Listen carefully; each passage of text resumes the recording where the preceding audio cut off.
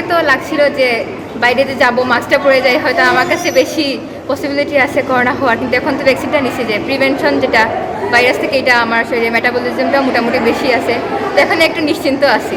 আচ্ছা, নেওয়ার আগে কি ভয় টয় ছিল কিনা? না, তেমন একটা ভয় লাগে না, আগে যেহেতু অনেকবার ইনজেকশন নিছি তা এত বেশি ভয় লাগে না।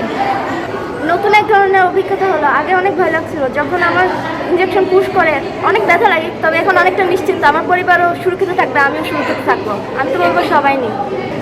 টিকা দেওয়ার আগে খুব একটা ভয় পাইনি, যেহেতু আগেও আমি অনেকবার ইনজেকশন করেছি, ব্লাড টেস্ট করেছি, খুব একটা ভয় লাগেনি। তারপরেও বলা যায় যে মানে প্রথমবার মা বাবা ছাড়া আর কি আমি নিয়েছি। এর আগে যখনই ব্লাড টেস্ট করেছি মার সাথে ছিলেন, বাবার সাথে ছিলেন, তারপরেও ভালোই হয়েছে, কোনো ভয়টাই লাগেনি। ম্যাডাম কাছে ছিলেন, ম্যাডাম জিজ্ঞেস করলেন প্রথমে যে কোনো ভয় লাগছে কি না, টিকা দিলাম, এখন ভালোই লাগছে যে এখন ভ্যাকসিনেটেড একটা ফিল আসতেছে। এতদিন তো সবাই ভ্যাকসিন নিয়েছিল, আমাদের বলছিল যে তোমরা ভ্যাকসিন নাও নাই কিনা, এখন মনে হচ্ছে যে আমরাও ভ্যাকসিন নিয়েছি, ভুল পেতে পারবো। আর করোনার যে ভয় ছিল এতদিন যে করোনা হবে হলে কী করবো, এখন অনেকটা ভয়টা কমে গেছে, যে হলে তো ভ্যাকসিন নিয়েছি, অনেকটা কম আসছে।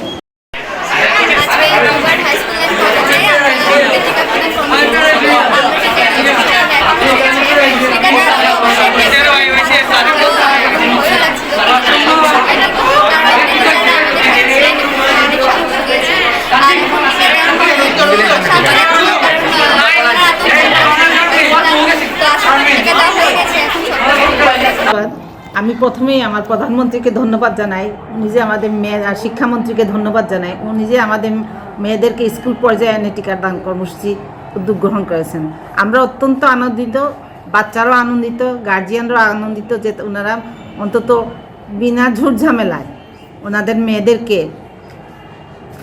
টিকা দান কর্মসূচিতে অংশগ্রহণ করাতে পারছেন। মেয়েরা খুব নির্দ্বিধায় নিরবিচ্ছিন্নভাবে এবং অত্যন্ত আনন্দঘনভাবে তারা তাদের টিকাগুলো গ্রহণ করতেছেন।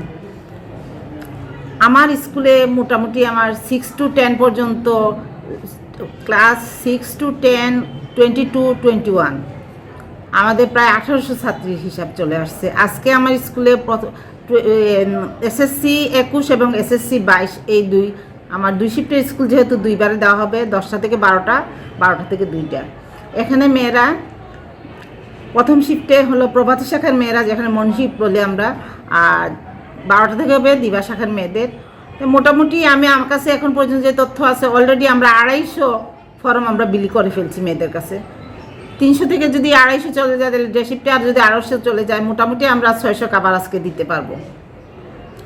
আর সবচেয়ে বড় কথা হলো যে এই যে উদ্যোগটাকে, এটা মহতি উদ্যোগ, এটা দেশের জন্য, দশের জন্য, জনসাধারণের জন্য একটা ভালো উদ্যোগ।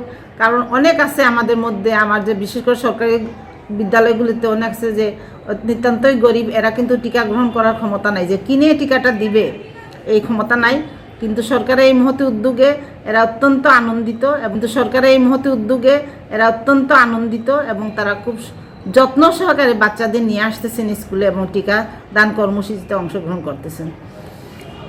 আমার ডিও স্যার কিছু আগে আমাকে টেলিফোন করে জিজ্ঞেস করলেন, ম্যাডাম আপনার মেয়ের উপস্থিতি কেমন? বললাম স্যার অলরেডি আমি 250 ফর্ম বিল। স্যারও খুব খুশি হয়েছেন, আমার মনে হয় আমার ডিডি স্যারও খুব খুশি হবেন, আমার কমিশনার স্যারও খুশি হবেন যে প্রথম দিনে আমরা যে বিভাগীয় শহরে থাকায় যে প্রথম দিনে যে সুযোগটা পেয়েছে, এটা আমাদের জন্য অন্তত গর্বের বিষয়, আনন্দের বিষয়। আমি প্রত্যেককে এই টিকাদান কর্মসূচির সাথে যারা জড়িত আছেন আমি প্রত্যেককে ধন্যবাদ জানাই এবং সিটি কর্পোরেশনকে আরও বেশি করে ধন্যবাদ জানাই, কারণ ওনাদের আওতাধীন আমাদের সেবিকা যারা আছেন ওরা এসে এখানে করেছেন।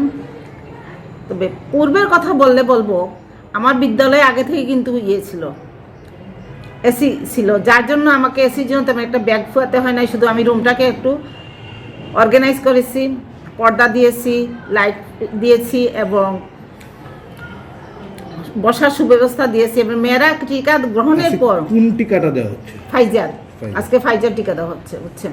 মেয়েরা ফাইজার টিকা গ্রহণ করতেছে এবং সেখানে দেখা যাচ্ছে যে মেয়েরা টিকাদানের পর আমরা একটা রুম রেডি করে রাখছি যে তোমরা ওখানে যে 15 মিনিট বসো, রেস্টে থাকো, যদি খারাপ লাগে তাহলে আমাদের আইসোলেশন রুম আছে, সেখানে নিয়ে যাবো, তোমাদেরকে তারপরে আস্তে আস্তে বাসায় পাঠাবো। কিন্তু মেয়েরা মোটামুটি দেখা যাচ্ছে টিকা দিয়ে 5 মিনিট বসার পরে ওরা বাসায় চলে যাচ্ছে।